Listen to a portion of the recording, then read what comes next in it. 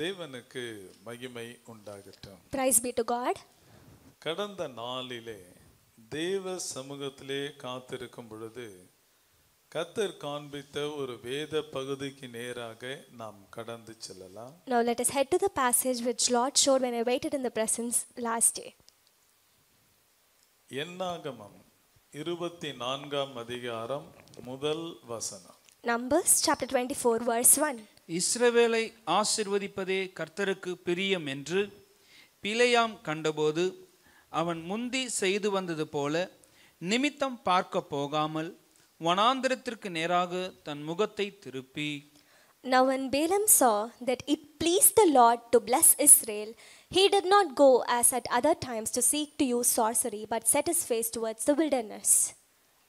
இஸ்ரவேலை ஆசீர்வதிப்பதே கர்த்தருக்கு பிரியம். It pleased the Lord to bless Israel. நாம் ஜெபிக்கிறோம். Let's pray. அப்பா மை ஸ்தோத்தரிக்கிறோம், மை துதிக்கிறோம். இந்த காலை வேளையிலும் நாங்கள் தியானிக்க நீர் காண்பித்த இந்த வேத பகுதிக்காக மக்கு ஸ்தோத்திரம். நாங்கள் தியானிக்கிற காரியங்களை எங்கள் இருதயத்திலே பிடித்து கொண்டு உம்முடைய ஆசீர்வாதத்திற்கு நாங்கள் பாத்திரமாய் காணப்பட தேவன் இரக்கம் செய்யும். உம்முடைய நாமம் மகிமைப்படட்டும். கேட்கிற ஒவ்வொருவரையும் ஆசீர்வதியும். கரத்திலே ஒப்புவிக்கிறோம் இயேசு கிறிஸ்து மூலம் பிதாவே, ஆமென். ஹல்லேலூயா. Hallelujah. தேவனுக்கு மகிமை உண்டாகட்டும். Praise be to God. இந்த காணொளியில பார்க்குறவங்களுக்கு ஒரு காரியம் சொல்லிக்கொள்ள வாஞ்சிக்கிறேன். So I would like to say something to the people who are watching the service in live. ஏற்கனவே இந்த செல்போனில் தான் இந்த ஆன்லைன் சர்வீஸ் நம்ம கொண்டு வந்தோம். So we brought this online service only in mobile. இப்போ அந்த சிஸ்டம் கொஞ்சம் மாற்றி இருக்குது. So we have changed the system right now. கேமராவில் இருந்து டைரக்டாக அந்த காணொளி காரியங்களை ஒழுங்கு செய்யப்பட்டிருக்கு. So through camera we are telecasting it directly. இது ஃபர்ஸ்ட் டே ஆனபடினால ஏதாவது ஒரு ஒன்று சின்ன டிஸ்டர்பன்ஸ் இருக்கலாம். So because it's the first time we are trying out, I think there are few disturbances there might be. காணொளியில காண்பவர்கள் கொஞ்சம் அட்ஜஸ்ட் பண்ணிக்கங்க. So I kindly request the people who are watching in the service live to adjust a bit. அதுக்காக எழுந்திருச்சு போயிடாதீங்க. So adjustment is not just to walk away. சரி, கர்த்தர் ஆசீர்வதிப்பார். Praise be to God. சரி, வாசிக்கப்பட்டதான இந்த பகுதியிலே கர்த்தருக்கு பிரியம் என்ன என்பதை இங்கே நாம் வாசித்தோம். So we read in this passage what pleases the Lord. ஆண்டவருக்கு என்ன பிரியமா? So what pleases the Lord? இஸ்ரவேலை ஆசீர்வதிப்பது அவருக்கு பிரியம். The verse says it pleased the Lord to bless Israel. அவருடைய சித்தம் என்ன? So what is his will? இஸ்ரவேலை ஆசீர்வதிப்பது. His will is to bless Israel. அவருடைய விருப்பம் என்ன? So what is his desire? இஸ்ரவேலை ஆசீர்வதிப்பது. It pleased the Lord to bless Israel. புதிய ஏற்பாட்டிலே இருக்கிற ஆவிக்குரிய இஸ்ரவேலர்களாகிய நம்மையும் ஆசீர்வதிப்பது அவருக்கு பிரியம். So it also pleased the Lord to bless us who are the spiritual Israelites living in this New Testament period. இப்போ என்ன காரியம் அப்படின்னா, So now what we have to notice that அவருக்கு பிரியமானது தானே அது. it pleases him, right? ஆனா எல்லோரும் ஆசீர்வதிக்கப்பட்டிருக்கிறார்களா? But the question is everyone blessed?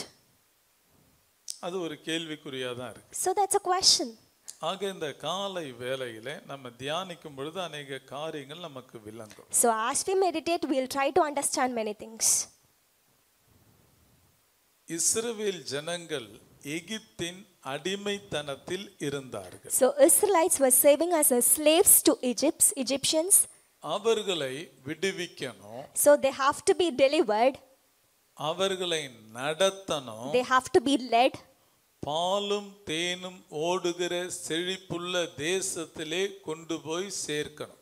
They have to be led to a nation where milk and honey flows. இதை தேவன் விரும்பினார். And Lord loved it. இது அவருக்கு பிரியமான இருந்தது. And it pleased him. அப்படி அவர் நடத்தி வரும்போது So when he was leading in this way, Moab தேசத்தினுடைய ராஜா பாலாக் என்ன செய்கிறான் என்றால், பீலையாம் என்கிறவனை கூலி பொருத்தி அவனை கொண்டு வந்து இஸ்ரவேல் ஜனங்களை சபிக்கும்படி சொல்லுகிறான். so the king Balak, he paid Balaam in order to curse Israelites. ஆக சபிக்க வந்தவன் So Balaam, who came in order to curse the Israelites, அவன் வாயாலேயே சொல்லுகிறான், so with his own mouth he confessed இஸ்ரவேலை ஆசீர்வதிப்பது கர்த்தருக்கு பிரியம். that it pleased the Lord to bless Israel.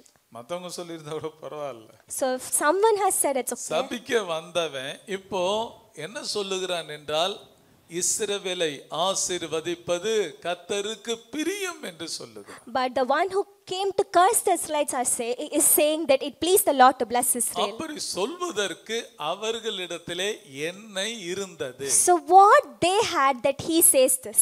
Hallelujah. Hallelujah. அப்படி இவன் சொல்வதற்கு அவர்களிடத்திலே என்ன இருந்தது? So what they had that Balaam says this? நிறைய விஷயங்கள் இருக்கு, ஒன்றை மாத்திரம் நாம் பார்க்கலாம். They have many things, but we'll meditate only one point today. 24:5 வாசிக்கலாம். 24:5. யாக்கோபே, உன் கூடாரங்களும் இஸ்ரவேலே உன் வாசஸ்தலங்களும் எவ்வளவு அழகானவைகள். அல்லேலூயா. Hallelujah. யாக்கோபே, உன் கூடாரங்களும் How lovely are your tents, O Jacob. இஸ்ரவேலே உன் வாசஸ்தலங்களும் எவ்வளவு அழகானவைகள். Your dwellings, O Israel. Hallelujah. Hallelujah. மலையின் மேலே ஏறி பார்க்கறான், So on that mountain top he sees யாக்கோபுடைய கூடாரங்களை பார்க்கறான், he sees the tents of Jacob. இஸ்ரவேலர்களுடைய வாசஸ்தலங்களை பார்க்கறான். He looks at the dwellings of Israel. அது அவ்வளவு அழகா நேர்த்தியாய் ஒழுங்காய் இருக்கிறது. And it seems to be very lovely, a well disciplined order. Hallelujah. Hallelujah. ஒரு ஒழுங்கு அங்கே காணப்படுகிறது. So he could see an order in it. ஆண்டவர் இந்த ஜனங்களை அந்த பாலும் தேனும் ஓடுகிற செழிப்புள்ள தேசத்திற்கு கொண்டு போவதற்காக அடிமைத்தனத்திலிருந்து விடுவித்த போது அவர்களுக்கு பல காரியங்களை சொன்னார். So when Lord was about to redeem these people from their bondage, he instructed them many things. இப்படி இப்படி இருக்கணும், So this is what the order that you have to follow. என்னென்ன செய்யணும் You என்று பல ஒழுங்குகளை அங்கே அவர்களுக்கு சொன்னார். So we could see that he is saying many do's and don'ts. நீங்க புறப்பட்டு போகும்போது So when you start your journey, இன்னென்ன கோத்திரம் முன்பதாக போகணும், so these tribes should be at the front. இன்னென்ன கோத்திரம் பின்பதாக வரணும். So these and these tribes should follow at your back. ஏன் அப்படின்னா, Why means, சில நேரங்களில் ஸ்கூல் விட்ட உடனே பசங்க எப்படி ஓடும்? so immediately the school leaves, how people will run. Church முடிஞ்ச உடனே எப்படி போவோம்? So immediately once the church is over, how we'll go outside. அப்படி போகாதீங்க. So that is not an order. ஒரு ஒழுங்கு. You have an order. இப்படி இந்த கோத்திரம் இப்படி இப்படி போங்க. So this and this tribe, you have to follow this order. ஒன்னு ரெண்டு பேர் இல்ல, Not one or two. புருஷர்களே 6 லட்சத்துக்கு மேற்பட்டவர்கள். So the men were 6 lakhs plus. இவ்வளவு ஜனங்களுக்கு ஒரு ஒழுங்கை ஆண்டவர் கற்றுக் கொடுத்தார். And Lord is making them to learn a discipline. ஆசரிப்பு கூடாரம் கட்டின பிறகு So once the tabernacle is done, ஆண்டவர் சொல்லுகிறார், முன்பதாக 2 கோத்திரம் போகணும். so in front 2 tribes should go. வலது புறத்திலே 2 கோத்திரம், So at the right 2 tribes should go, இடது புறத்திலே 2 கோத்திரம். followed by 2 tribes at the left. ஆசரிப்பு கூடாரத்தை சுமக்கிற பனிமுட்டுகளை சுமக்கிற லேவி கோத்திரம் நடுவிலே, And the Levite should be in the mid. மற்ற கோத்திரம் பின்பதாக செல்லும். The rest should follow at your back. நீங்க வீட்டிலே போயிட்டு இந்த ஒழுங்கை அப்படியே ஒரு படம் போல வரைங்க. So you try to picturize this order. முன்னாடி 2 கோத்திரம், So 2 tribes in front. நடுவுல லேவி கோத்திரம், So in the mid you have Levites. Right சைடுல 2 கோத்திரம், At the right லெஃப்ட் சைடுல 2 கோத்திரம், and the left 2 tribes. மற்ற கோத்திரங்கள் பின்பதாக. The rest of the tribes follow at the இத back. நீங்க வரைந்தீர்கள் So என்றால் when you start drawing அந்த it, இடத்திலே ஆண்டவராகிய இயேசு கிறிஸ்து சிலுவையிலே மரிக்க போகிற அடையாளம் அங்கே தெரியும். so there is a symbol of where the Lord is going to be crucified in the cross. Hallelujah. Hallelujah. ஆக இந்த ஒரு ஒழுங்கை அவர்களுக்கு தேவன் சொன்னார். So Lord is teaching them that discipline. பிறகு நீங்கள் பாளையம் இறங்கும் போது So when you encamp, ஆசரிப்பு கூடாரம் நடுவிலே இருக்கணும். the tabernacle should be right in the mid. இன்னென்ன 3 கோத்திரங்கள் எதிரே இருக்கணும். So the 3 tribes should be against it or opposite இன்னென்ன side. 3 கோத்திரங்கள் பின்புறம் இருக்கணும். And the next 3 tribes at the back. இப்படி எல்லா ஒழுங்குகளையும் ஆண்டவர் அவர்களுக்கு சொல்லி So இருந்தார். the Lord has set them this order.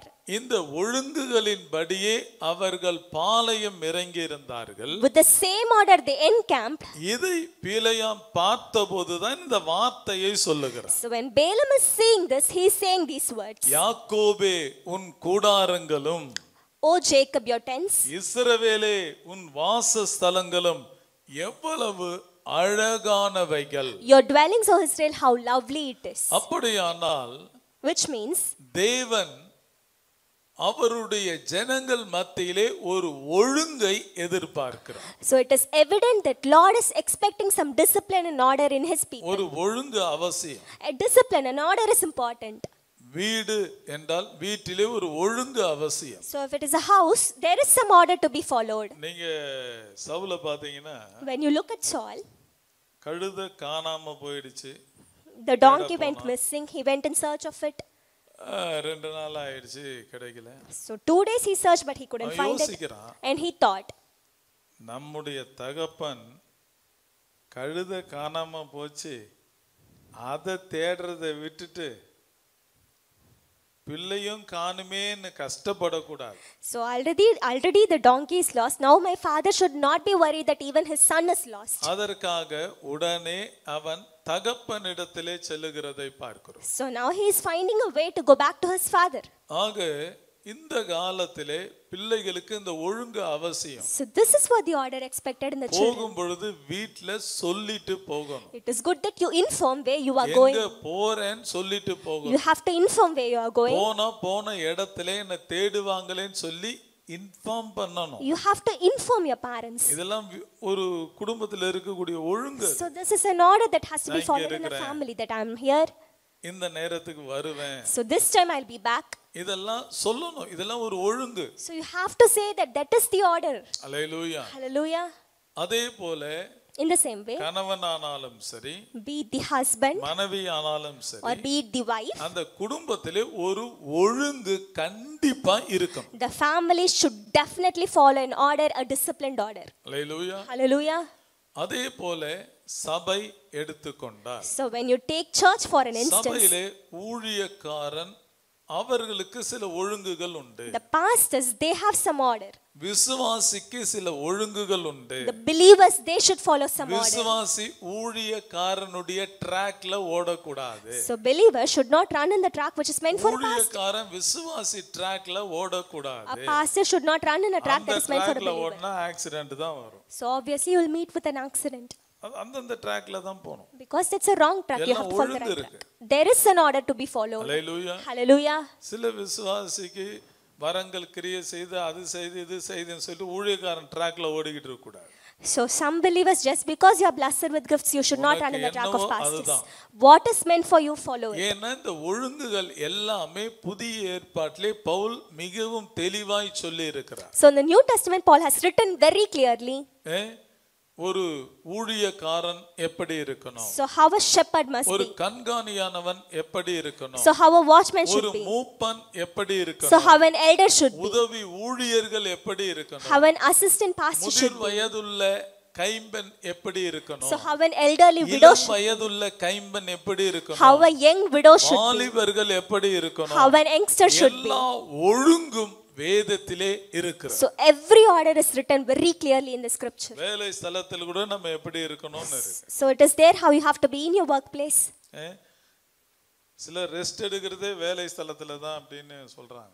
So some say I take rest only in my workplace. அப்படிலாம் இருக்க கூடாது. No, you should not be like மத்தவங்க that. வேணா அப்படி இருக்கலாம், ஒரு தேவனுடைய பிள்ளை அப்படி இருக்க கூடாது. A child of God should not be like that. எல்லாவற்றிலும் ஒரு ஒழுங்கு அவசியம். There is an order to be followed in தேவன் each and நம்மகிட்ட everything. எதிர்பார்க்கிறார். Because the Lord expects that from us. எல்லாவற்றுக்கும் ஒரு ஒழுங்கு உண்டு. You have an order in each and everything. 8 மணிக்கு வேலைக்கு போகணும். If you want to go to your workplace at 8, இங்க இருந்து வேலை ஸ்தலத்துக்கு போக 10 நிமிஷம் ஆகும் அப்படின்னா Say 10 minutes is the travel time. 7:40க்கே கிளம்பணும். You have to start by 7:40. ஸ்லோவா போய் சேரலாம். So in peace you can make your way. 7:55க்கு கிளம்பிட்டு If you start by 7:55, குறித்த நேரத்துல போய் சேரணும் அப்படின்னு சொல்லி when you want to reach there in the appointed வேகமா time, வண்டியை ஓட்டி when you drive in harsh way, குறுக்குல வரவனெல்லாம் கண்ட மேனிக்கு திட்டி so when you have with arguments, இப்படி clashes, சாட்சியை கெடுத்து கொள்ள கூடாது. so don't deceive your own உண்மை testimony. நடக்குதா இல்லையா? So is this happening or ஏன் not? முன்னாடியே போனா என்ன? Why can't you start a bit early? இதெல்லாம் ஒரு ஒழுங்கு. This is an order, a discipline. தேவன் இந்த ஒழுங்கை எதிர்பார்க்கிறார். The Lord expects this discipline from இந்த us. ஜனங்களுக்குள்ள அது காணப்பட்டது. And the discipline was there in Israel. அந்த 3600 வருஷத்துக்கு முன்பதாகவே தேவன் அந்த ஜனங்களுக்கு ஒழுங்கை கற்றுக் கொடுத்தார். So Lord has taught them the discipline 3600 years ago. Hallelujah. Hallelujah. இன்னும் கேட்டீங்கன்னா இது சொல்லலாமா வேணாமான்னு தெரியல. சொல்லட்டுமா? டாய்லெட் போறது கூட கத்து கொடுத்தாரு. Even to pass the nature's call, Lord says there is some discipline. எங்க இருக்கு? Where it is?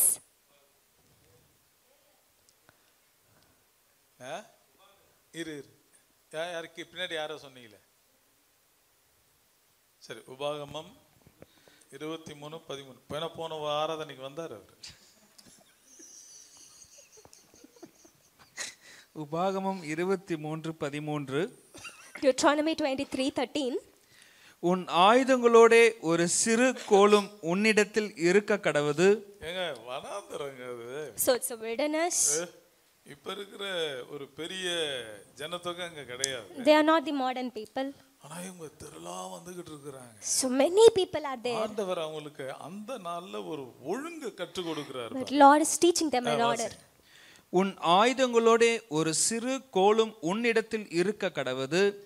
நீ மலஜலாதிக்கு போகும்போது அதனால் மண்ணை தோண்டி மலஜலாதிக்கு இருந்து உன்னிலிருந்து கழிந்து போனதை மூடி போட கடவாய்.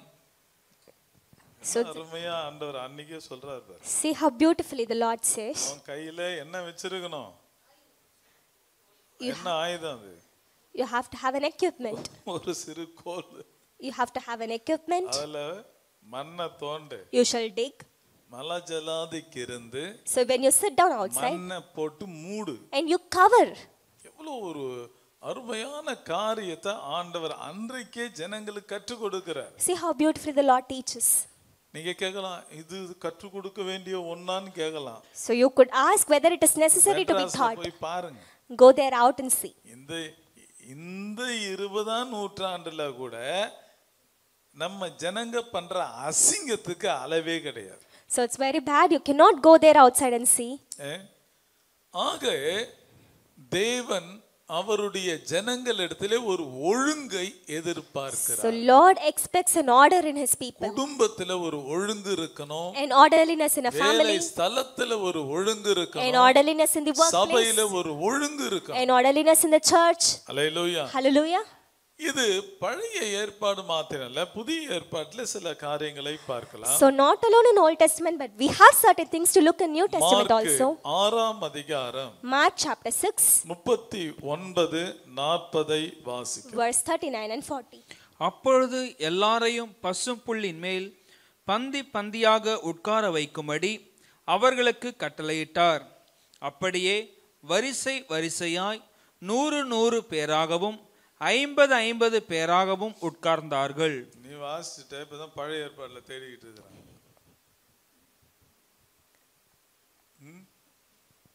திருப்பி திருப்பி தேடினாங்களும் அங்க இருக்க போறது இல்லை. எத்தனை பேர் புரிஞ்சது தெரியல. மார்க்கு புதிய ஏற்பாடு கோவம் வந்துடும். அப்புறம் Mark comes under New Testament. முதல்ல உட்காந்து என்ன செய்யுங்கன்னா இண்டெக்ஸ் ஃபுல்லா படிங்க. எது பழைய படி, எது புதிய. மார்க்கு சொன்ன பழைய யாத்திராமத்தை தேடிட்டு இன்னைக்கு ஃபுல்லா பெறட்டினாலும் அங்க இருக்காது, புதிய ஏற்பாடுல இருக்கு. So Mark is the New Testament. நான் சொல்றது யாருக்குன்னு அவங்களுக்கு புரியும். So hope you understand. ஆக இந்த சம்பவம் நமக்கு நன்றாக தெரியும். So we all are familiar with this incident. 5 அப்பம் 2 மீன் 5000 பேருக்கு ஆண்டவர் பங்கிட்டு கொடுத்த சம்பவம். So this is the place where Lord distributes the 5 loaves of bread 5 and fish. அப்பம் 2 மீன் அங்க இருக்கு. So 5 loaves of bread and 2 fishes there. 5000 பேருக்கு பங்கிடணும். For 5,000 people, you have to distribute it. புருஷர்கள் மாத்திரம்தான் 5000 பேர். So the count 5,000 is for men. அவர்களுடைய துணைவியார் பிள்ளைகள் சேர்த்தா அது அதிகமாகும். So if you include their children and wives, maybe it can increase. இப்ப நீங்க நல்லா யோசிங்க. So now you just think. 5 அப்பம் 2 மீன் 5000 பேருக்கு கொடுக்கத்தக்க கூடையா வந்துருச்சு. எடுத்துக்குங்கன்னு சொல்லியிருந்தா என்ன ஆயிருக்கும்? So 5 loaves and 2 fishes there. If he has said, come and take it, what would have happened? என்ன ஆயிருக்கும்? What would have happened? பிரச்சனை தாங்க. So problem. எவ்வளவு அழகா ஆண்டவர் சொல்றாரு பாரு. But see how Lord instructs 5 beautifully. அப்பம் 2 மீன் இருக்கு. 5 loaves, 2 fishes there. என்ன ஜெபம் பண்ணல. So he hasn't prayed it. சொல்றாரு. Now he says. 50 பேராய். So sit down in ranks, 100. 100 பேராய். So in hundreds and 50s. புல்லின் மீது பந்தி இருக்க சொல்லு. Sit down in groups on the green grass. ஒழுங்க கொண்டு வராரு பாருங்க. So he is bringing an orderliness. இப்படி ஒழுங்கா இருங்க. So be like this. இப்படி வரிசையா உட்காருங்க. So sit like this in an order. ஜெபித்தார். He prayed. அற்புதம் நடந்தது. Miracle happened. எல்லோரும் சாப்பிட்டார்கள். Everyone had. மீதி எடுத்தார். And they took the remaining. ஒழுங்கு அவசியம். An order is very important. Hallelujah. Hallelujah.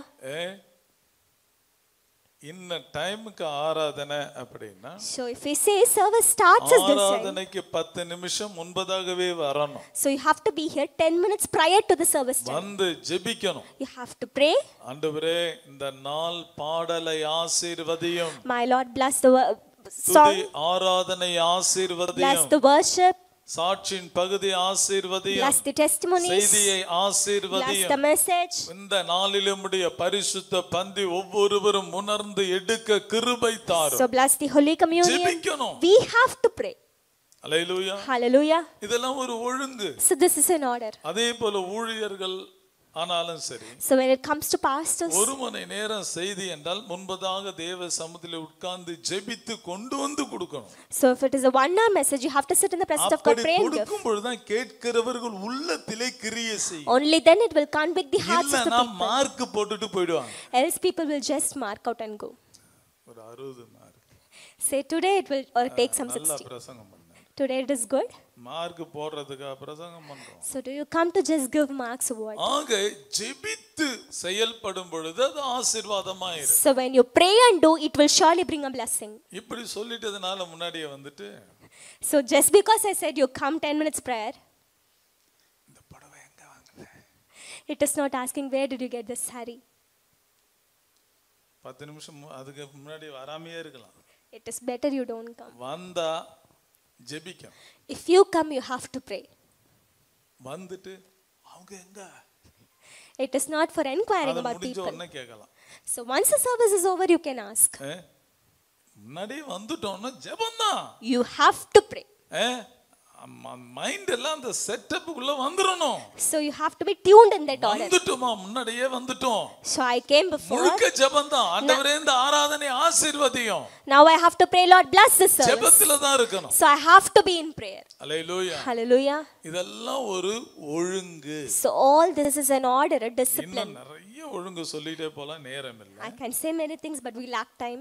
ஆக ஒரு தேவனுடைய பிள்ளையின் வாழ்க்கையிலே ஒரு ஒழுங்கு அவசியம். So it is important that a child of God should have some discipline, some order. ஒரு ஒழுங்கு அவசியம். In everything you should follow an order. அது இருந்தா கண்டிப்பா கர்த்தர் ஆசீர்வதிப்பார். If you have that, the Lord will surely bless இங்க you. அந்த ஒழுங்குக்கு வந்த பிறகுதான் அற்புதமே நடக்குது. So once you step into that order, you will have some miracle. Hallelujah. Hallelujah. ஆக இந்த காரியங்களை மனதில் வச்சுங்க. ஒரு 2 வசனம் வாசிக்கலாம். 1 கொரிந்தியர் 14:40. 1 Corinthians 14:40. சகலமும் நல்லொழுக்கமாயும் நல்லொழுக்கமாயும் கிரமமாயும் செய்யப்பட கடவது. கிரமமாயும் செய்யப்பட கடவது. Let all things be done decently and in order. Hallelujah. Hallelujah. சகலமும் எப்படி செய்யணுமா? How all things should be done? ஒழுங்காயும் கிரமமாயும் செய்யணும். Decently and in an order. Hallelujah. Hallelujah. அடுத்தது கொலோசையர் 2ஆம் அதிகாரம் 5ஆம் வசனம். Colossians 2:5.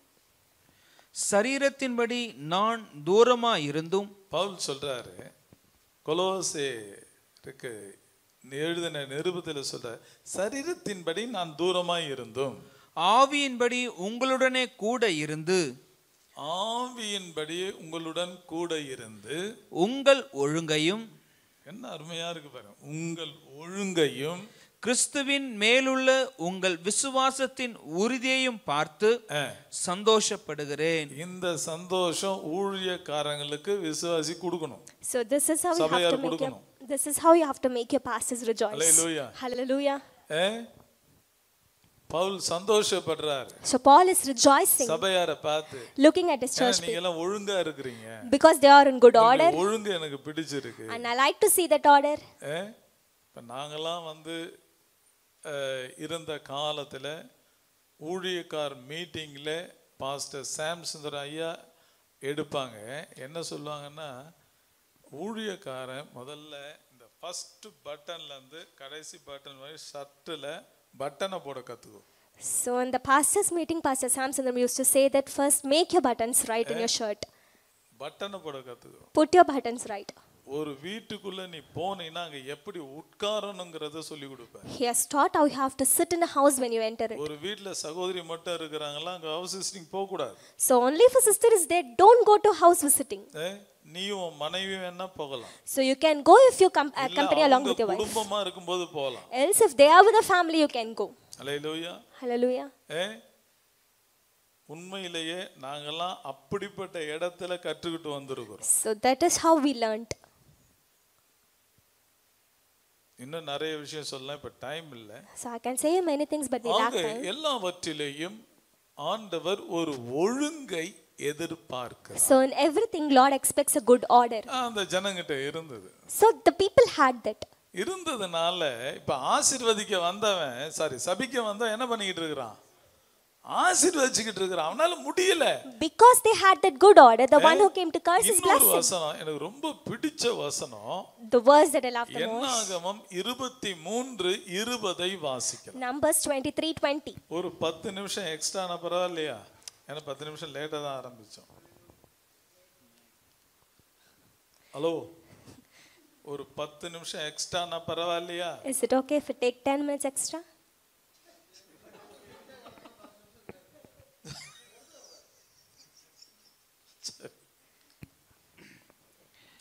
இதோ ஆசீர்வதிக்க, இந்த வசனத்தை நல்லா கவனிங்க, ஒரு அருமையான வசனம்.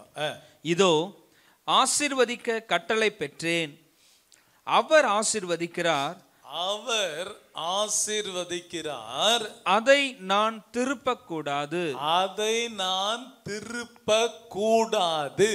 Behold, I have received a command to bless. He has blessed and I cannot reverse it. வேறு டிரான்ஸ்லேஷன்ல எப்படி இருக்குன்னா, in the other translation it says, அவர் ஆசீர்வதிக்கிறார், he has blessed, என்னாலே மாற்ற கூடாது. I cannot change it.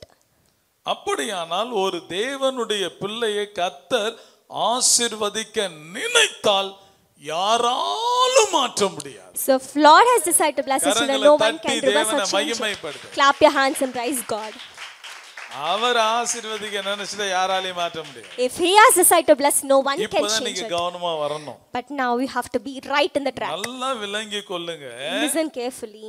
நம்ம அவர் சொன்ன ஒழுங்கின்படி எல்லாம் வந்தா, if you follow all his நம்மை order, ஆசீர்வதிப்பார். he will bless us. நம்முடைய ஆசீர்வாதத்தை யாராலும் திருப்பவே முடியாது. And no one can change it. அது எவ்வளவு பெரிய ஆளா இருக்கட்டும், So however mighty எவ்வளவு பெரிய he is, சக்தியா இருக்கட்டும், so whatever power it எந்த is, மாந்திரிகமா இருக்கட்டும், so any எந்த sorcery, சூனியமா இருக்கட்டும், any divination, யாரா இருக்கட்டும், whoever it may be, கர்த்தர் நம்மை ஆசீர்வதிக்க நினைச்சிட்டா திருப்ப முடியாது. if Lord has decided to bless you, no one can change it. இப்பதான் நல்லா கவனிக்கணும். But now you have to listen very carefully. கர்த்தர் நம்மை ஆசீர்வதிக்க நினைச்சிட்டா யாராலையும் திருப்ப முடியாது. If Lord has decided to bless us, no யாராலையும் one தடை can பண்ண change it. முடியாது. No one can stop யாராலையும் it. கெடுக்க முடியாது. No one can deceive அது it. எப்பேற்பட்ட சக்தியா இருந்தாலும் ஒண்ணும் முடியாது. How much of a mighty it is, no matter. ஆனா ஒண்ணு, But one thing, நம்ம கெடுத்துக்கலாம்.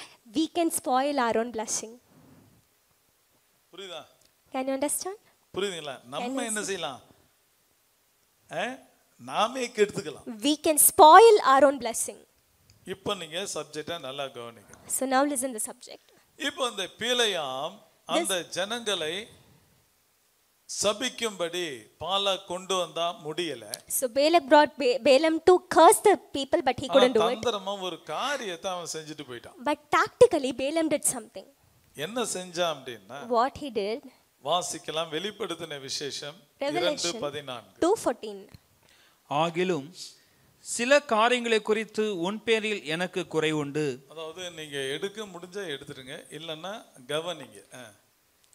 விக்கிரகங்களுக்கு படைத்தவைகளை புசிப்பதற்கும், விக்கிரகங்களுக்கு படைத்தவைகளை புசிப்பதற்கும், வேசித்தனம் பண்ணுவதற்கும், ஏதுவான இடரலை இஸ்ரவேல் புத்திரர் முன்பாக போடும்படி பாலாக் என்பவனுக்கு போதனை செய்த பிலேயாமுடைய போதகத்தை கை கொள்கிறவர்கள் உன்னிடத்தில் உண்டு.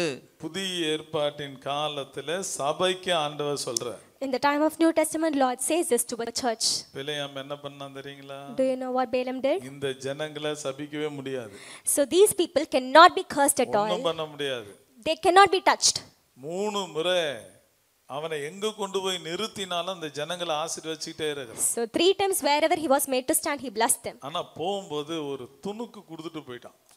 But he gave a trump card பாலாக்ங்கற ராஜா கிட்ட. to the king named Balaam. நீ ஒன்னு செய். So do one thing. மோவாபிய ஸ்திரீகளை அங்க அனுப்பு. So send the Moabite women. அவனுங்க பாவம் பண்ணுவாங்க. They will be lust, they will commit sin. அப்போ அவர்கள் தேவனே அவர்களை அடிப்பார். So their own God will struck them. So see what kind of a matter it is. இன்னைக்கு பிசாசு இதே மாதிரி தான் செஞ்சிக்கிட்டு இருக்கான். So even Satan is working in the same way today. Devil knows. ஆடுற மாட்ட யாருக்குமே தெரியாது. இந்த பழமொழி யாருக்குமே தெரியாது சதீஷ். ஆடுற மாட்ட பாடுற மாட்ட. பிசாசுக்கு 6000 years எக்ஸ்பீரியன்ஸ் இருக்கு. Devil has an experience of 6000 years. யாரை எங்க விழ வைக்கணும்ன்றது அவனுக்கு தெரியும். He knows where he has to make you fall. சிலரை கோவத்துல விழ வைப்பான். So someone angry. பேசிட்டேன்னா அடிச்சிட்டு விருப்ப மாட்டேன். So someone angry. He knows everything. அதாவது சில இடங்கள்ல இந்த மாடு கண்ணு போடும். கன்று போட்ட உடனே கன்று இறந்துரும். So the cow will eat a calf and it will die. ஆக மாடு வந்து சரியா பால் கொடுக்காது. So it will not give the milk. அதை ஏமாத்துறதுக்கு என்ன செய்வாங்கன்னா, இந்த இறந்து போன அந்த கண்ணுக்குட்டி தோலை எடுத்து வைக்கெல்லாம் உள்ள அடிச்சு கொண்டு வந்து எதிர்க்க நிறுத்திடுவான். So they will make way as though the calf is standing. இந்த மாடுக்கு தெரியாம the cow doesn't know. நம்ம கண்ணுக்குட்டி தான் நிக்குதுன்னு கறந்துகிட்டு இருக்கும். So it will give the milk.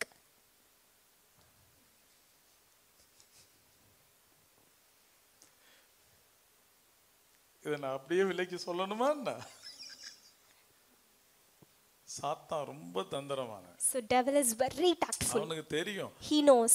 இந்த தேவன் இந்த ஜனங்களை ஆசீர்வதிக்கிறவர். The Lord will bless his children. இவர்கள் ஆசீர்வாதத்தை யாரும் ஒண்ணும் பண்ண முடியாது. No one can touch this blessing. ஆக இந்த ஜனங்களே அந்த ஆசீர்வாதத்தை கெடுத்துக் கொள்ளும்படி நடத்துவான். So only these people can deceive their own blessing. இன்றைக்கு அநேகர் தேவன் ஆசீர்வதிக்கலன்னு சொல்லவே முடியாது. You cannot say the Lord hasn't blessed me. தேவனுடைய ஆசீர்வாதத்தை நான் கெடுத்துக்கிட்டேன்னு தான் சொல்லணும். But I am a stumbling block for my own blessing.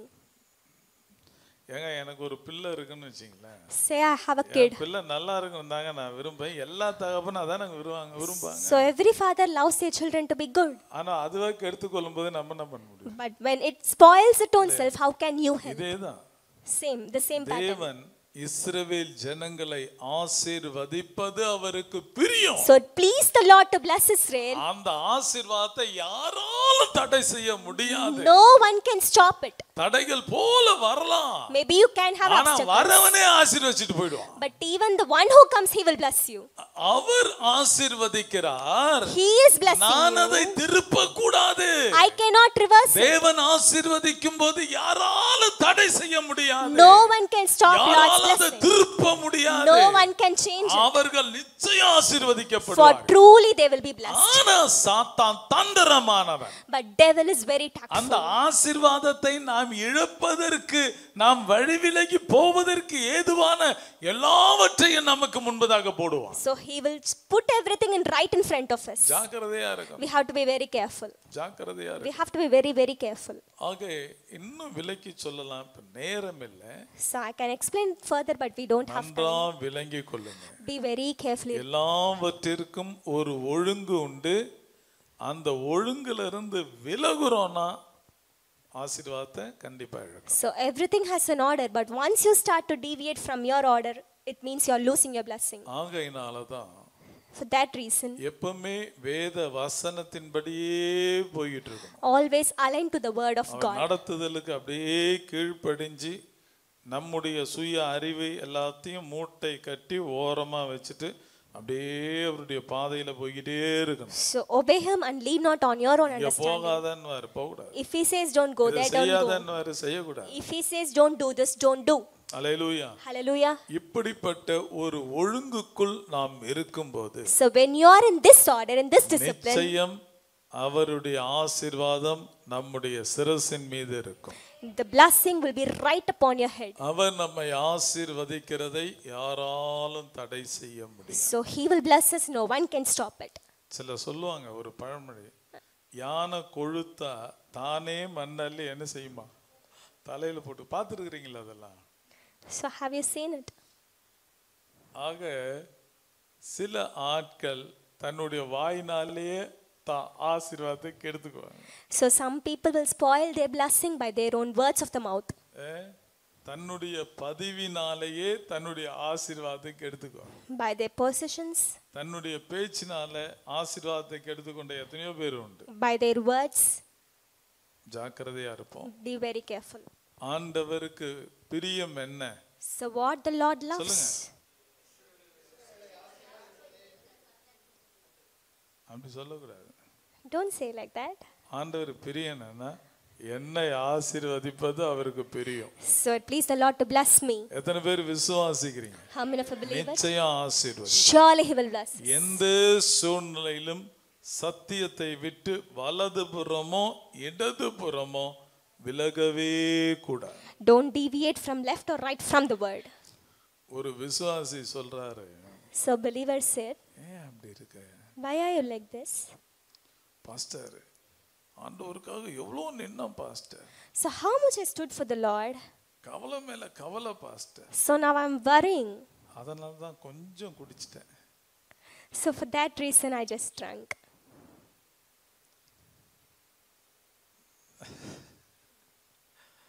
சாத்தானுக்கு தெரியும் உன்னை எப்படி விழவைக்கணும், எதுல நீ விழுவேன்னு அவனுக்கு தெரியும். So devil clearly knows in what you will fall, how to make you fall. என்னைக்கு இல்லாத ஒரு ஃப்ரெண்டு அன்னைக்கு வருவான். So a friend from nowhere will suddenly step in. He will say there is a இல்ல party. எங்கயாவது ஒரு கல்யாண ஃபங்க்ஷனுக்கு போவோம். But we'll go for some marriage function. பழைய ஃப்ரெண்டு ஒருத்தன் வருவான். Old friend will come. கூப்பிடுவான். He will call you. சாத்தானுக்கு தெரியும் அவன் அனுப்புனதான் நீ போவேன்னு. So devil knows only if he sends you, you'll go. ஆண்டவர் ரட்சித்தார். Lord saved us. இவ்வளவு பெரிதான ரட்சிப்பை ஆண்டவர் நம்ம கொடுத்திருக்கிறார். So this big salvation the Lord has given us. சூழ்நிலையிலும் வலதுபுறமோ இடதுபுறமோ சாயவே கூடாது. Don't lean left or right. அவருக்காக நிக்கணும். Stand for him. அப்படிப்பட்டவர்களுக்கு ஒரு ஆசீர்வாதத்தை யாராலும் தடை செய்ய முடியாது. So a blessing to such people, no one can stop it. கர்த்தர் தாமே நம்மை ஆசீர்வதிப்பார். So let the